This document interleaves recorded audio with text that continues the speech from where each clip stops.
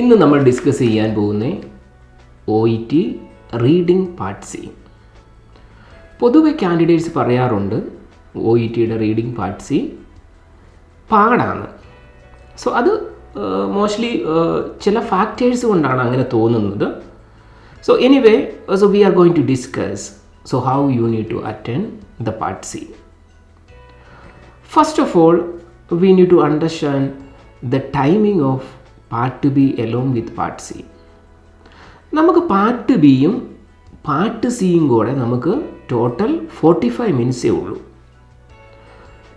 So if we allot around 12 minutes to part B, so the remaining time will be 33 minutes. In case of part C, there will be 16 questions.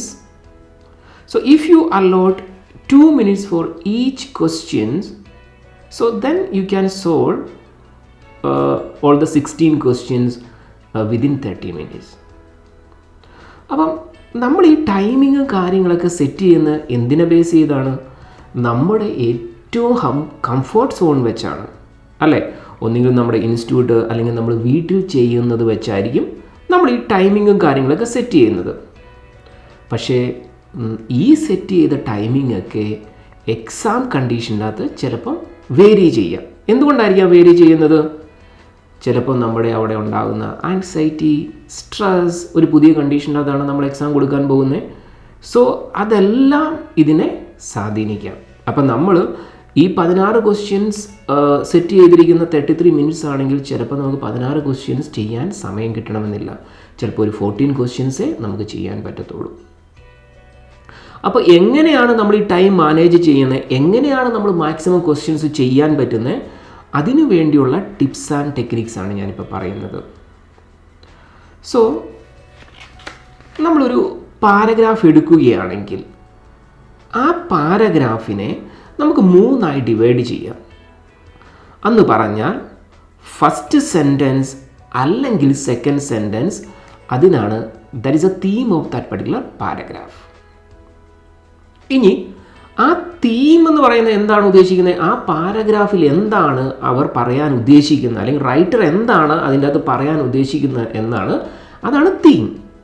ഇനി നമ്മൾ body of the ആ പാരഗ്രാഫിലേക്ക് വന്നു കഴിയുമ്പോഴത്തേക്കും അത് ആ തീമിനെ അവർ ഒന്ന് കറക്റ്റായിട്ട് expand ചെയ്യുകയാണ് ചെയ്യുന്നത്. ഇനി ലാസ്റ്റ് സ്റ്റേജ് ആ പാരഗ്രാഫിലേക്ക് ആയി കഴിയുമ്പോൾ ആദ്യം പറഞ്ഞ തീമിനെ അവർ ഒന്ന് കൺക്ലൂഡ് ചെയ്യാനുള്ള സാധ്യതയുണ്ട്. അപ്പം നമ്മൾ എന്തൊക്കെ കാര്യങ്ങൾ ശ്രദ്ധിക്കണം, എന്താണ് തീം. അപ്പോൾ ഈ തീം തന്നെ മനസ്സിലാക്കുകയാണെങ്കിൽ ഒരു പരിധി വരെ 1-2 ക്വസ്റ്റ്യൻ്റെ ആൻസർ ആ തീമിൽ നിന്ന് തന്നെ നമുക്ക് ഡയറക്റ്റായിട്ട് നമുക്ക് കിട്ടും. ഇനി 8 ക്വസ്റ്റ്യൻ്റെ അകത്ത് അറ്റ്ലീസ്റ്റ് ഒരു ക്വസ്റ്റ്യനെങ്കിലും നമുക്ക് കൺക്ലൂഷൻ, അതായത് ലാസ്റ്റ് സെൻറ്റൻസിൽ നിന്ന് നമുക്ക് കിട്ടുന്നതായിരിക്കും. ഇനി അടുത്തതായിട്ട് നമ്മൾ ശ്രദ്ധിക്കേണ്ട ഈ കണക്റ്റേഴ്സിൻ്റെ ഇൻഫ്ലുവൻസ്, അല്ലേ? So there are basically 2 types of connectors ഉണ്ട്. The first one, that is contrasting connectors.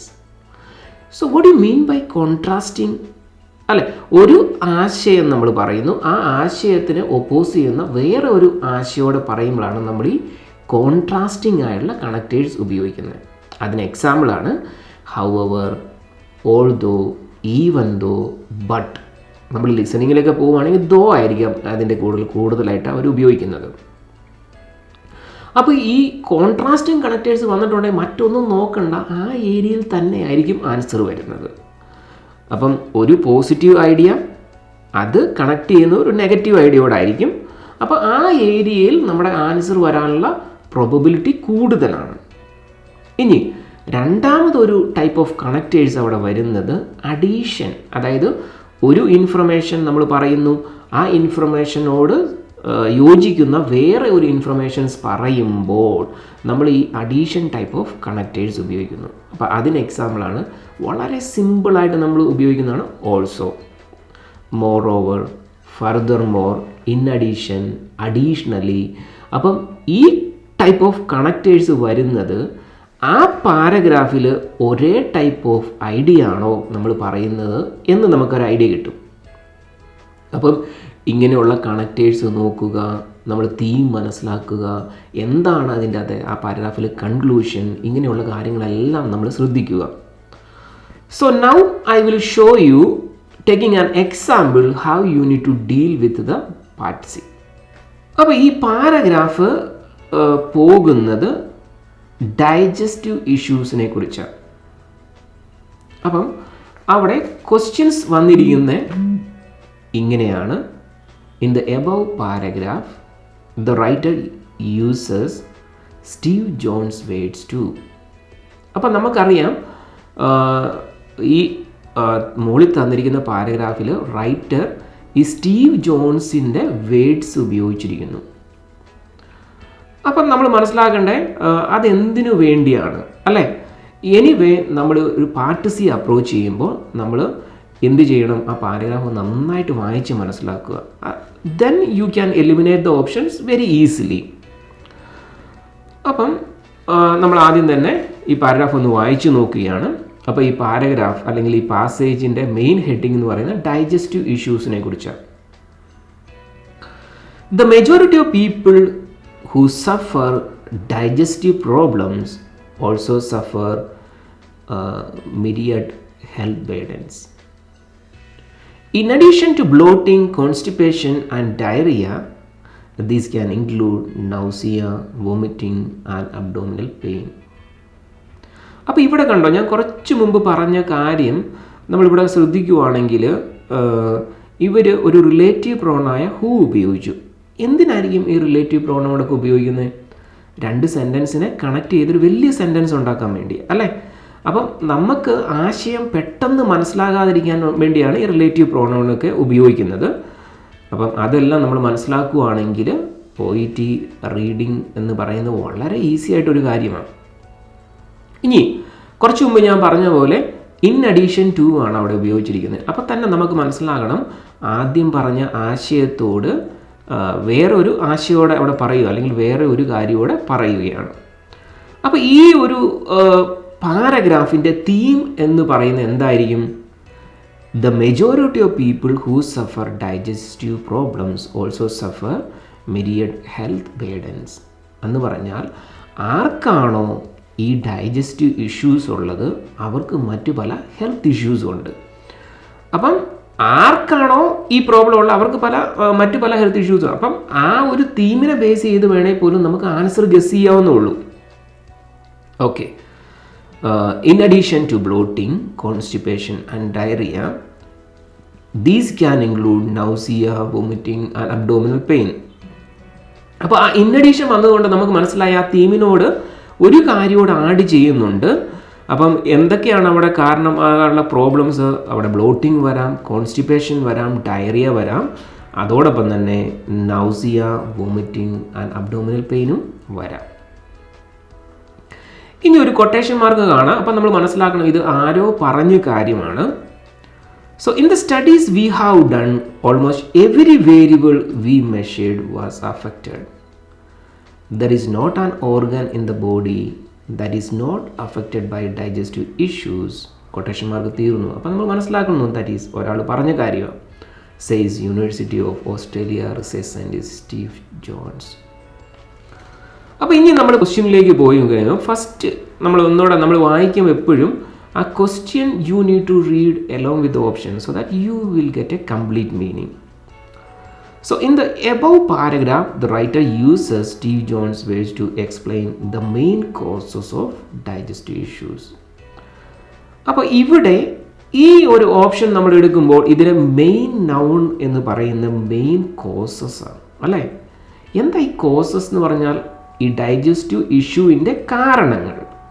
അപ്പോൾ ഡൈജസ്റ്റീവ് ഇഷ്യൂവിൻ്റെ കാരണങ്ങൾ പലതുണ്ടായിരിക്കും. അപ്പോൾ ആ ഡൈജസ്റ്റീവ് ഇഷ്യൂവിൻ്റെ കാരണങ്ങളായിട്ട് എന്തെങ്കിലും തന്നിട്ടുണ്ടോ പാരഗ്രാഫിൽ എന്ന് നമ്മൾ നോക്കണം. ഓക്കെ. സോ ആ മെയിൻ നൗൺ ആണ് നമ്മൾ ശരിക്കും ഫോക്കസ് ചെയ്യേണ്ടത്. ഇനി റീഇൻഫോഴ്സ് എന്ന് പറഞ്ഞാൽ ഊന്നിപ്പറഞ്ഞു a view about the consequence of digestive problem.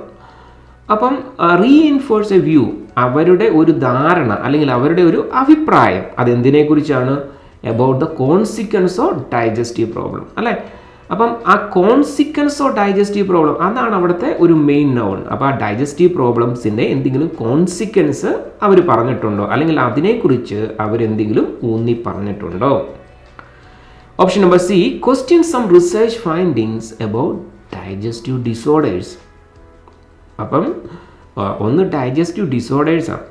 Okay, നമ്മൾ ഈ ബ്ലോട്ടിംഗ് എന്നൊക്കെ പറയുന്നത് ഓക്കെ, അതൊക്കെ ഒരു തരത്തിൽ ഒരു സിംറ്റംസ് ആയിട്ട് വരാണ്ട്. ഇവിടെ ഡൈജസ്റ്റീവ് ഡിസോർഡേഴ്സ് എന്നാണ് പറഞ്ഞിരിക്കുന്നത്. അതോടൊപ്പം തന്നെ സം റിസർച്ച് ഫൈൻഡിങ്സിനെ കുറിച്ച് ക്വസ്റ്റ്യൻ ചെയ്തു.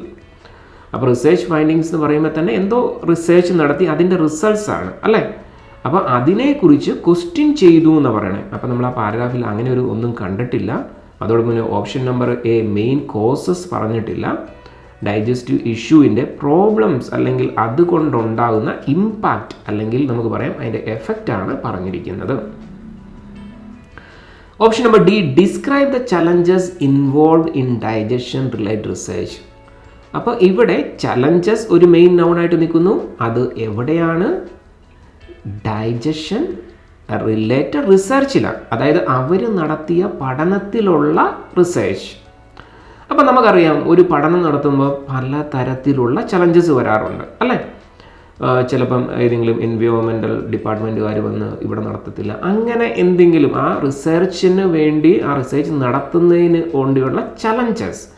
അപ്പോൾ അങ്ങനെ ഒന്നും ആ പാരഗ്രാഫിൽ പറഞ്ഞിട്ടില്ല. അപ്പോൾ നമുക്കിതിൻ്റെ അകത്ത് മനസ്സിലായി ആൻസറായിട്ട് വന്നിരിക്കുന്ന റീഇൻഫോഴ്സ് എന്ന് പറഞ്ഞാൽ ഒന്നോടെ ഊന്നി പറഞ്ഞു. അതെന്തിനെക്കുറിച്ച് ഊന്നി പറഞ്ഞാൽ അവരുടെ ഒരു അഭിപ്രായം അത് ഡൈജസ്റ്റീവ് പ്രോബ്ലത്തിൻ്റെ കോൺസിക്വൻസിനെ കുറിച്ച്, അപ്പം അതിൻ്റെ ഇമ്പാക്റ്റിനെ കുറിച്ച് അല്ലേ. Thank you so much for watching this video. ഇത്തരത്തിലുള്ള ഇൻഫോർമേറ്റീവ് വീഡിയോ കാണാൻ ഞങ്ങളുടെ പേജ് ഫോളോ ചെയ്യൂ. ഇനി നിങ്ങൾ ഈ വീഡിയോ യൂട്യൂബിലാണ് കാണുന്നതെങ്കിൽ കൈൻഡ്ലി സബ്സ്ക്രൈബ് അവർ ചാനൽ.